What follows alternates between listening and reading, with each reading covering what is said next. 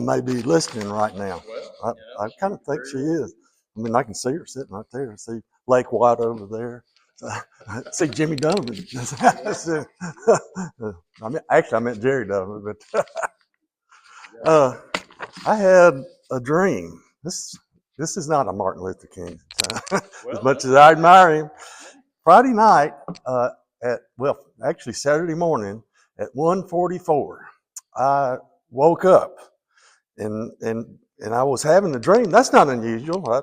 I have dreams. I usually don't remember them, but that dream, it had a special message, and it hit me pretty hard. It hit me so hard.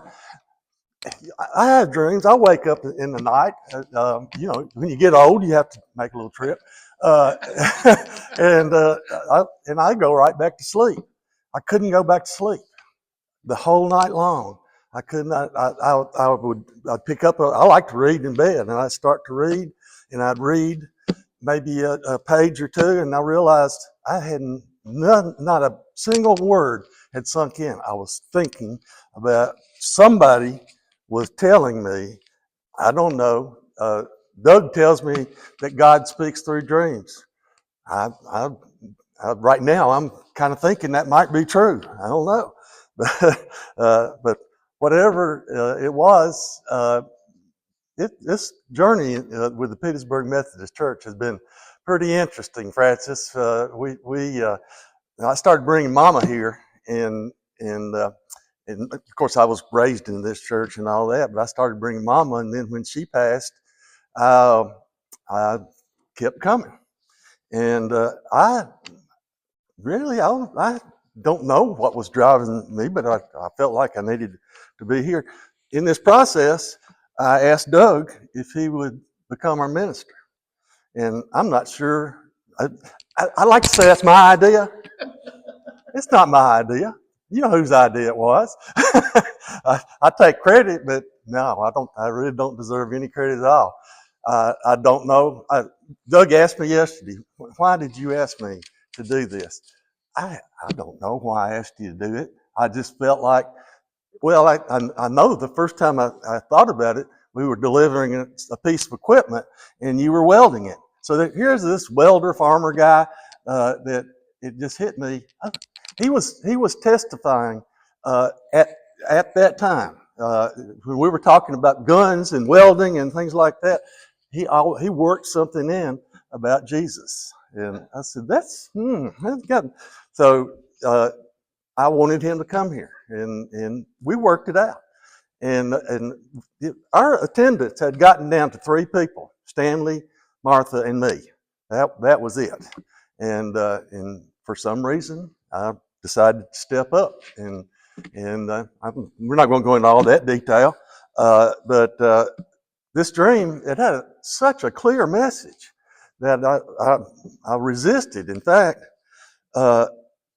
it was a strong message, but it was a loving message. It said, Warren, you have to step down in your leadership role in that Petersburg church. Why?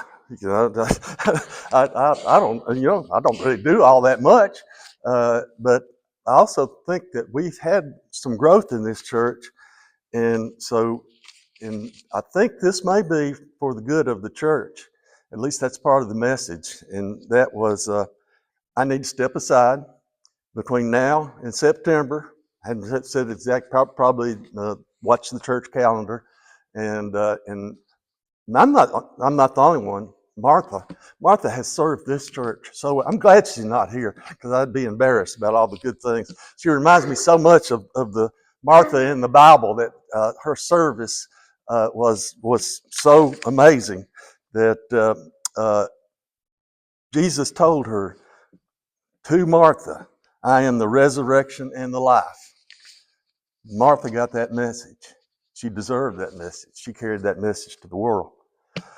But this church is on a path to recovery. We're going to continue on that path.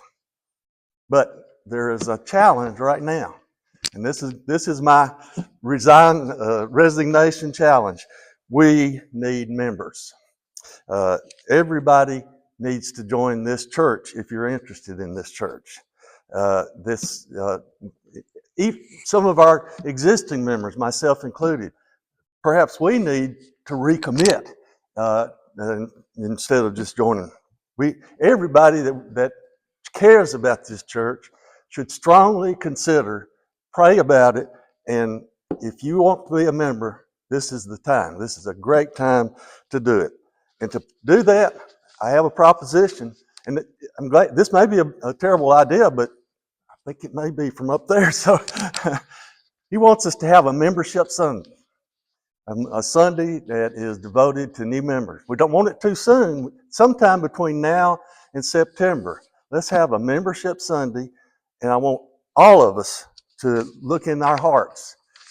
I thought there's people out there that have been thinking about joining a church. It's been in their hearts, but there's no hurry. There's still no hurry. The church will take you anytime you want to.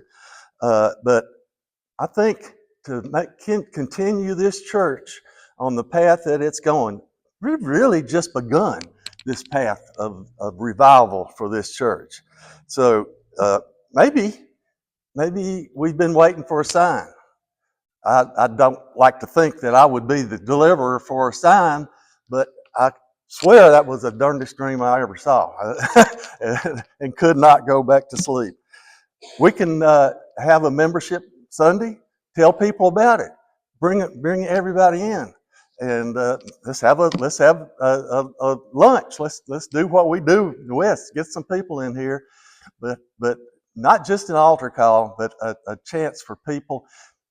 I want to get I told you I'm glad there's not many people here. I couldn't probably deliver this message, but let's get the message out.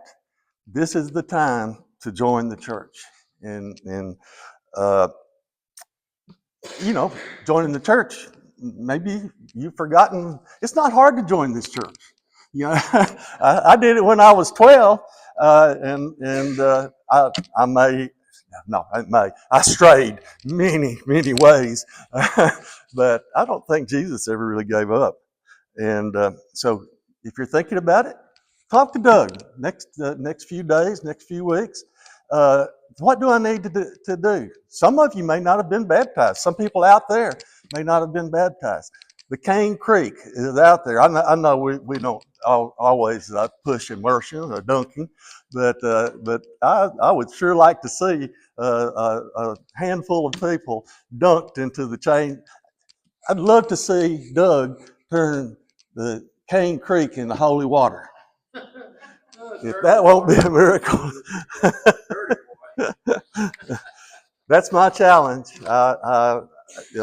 Part of this challenge requires, with Martha and me off and Stanley more or less absent, you're going to have to find new leadership. And I think that's what God was telling me. I think he knew that I was not the one to lead us to the promised land. No, that's too far. But we have new people, not all here today, but we have new leadership. We have leadership potential in here that's far better than I'm able to deliver. So that's my challenge. I resign, and I want new members.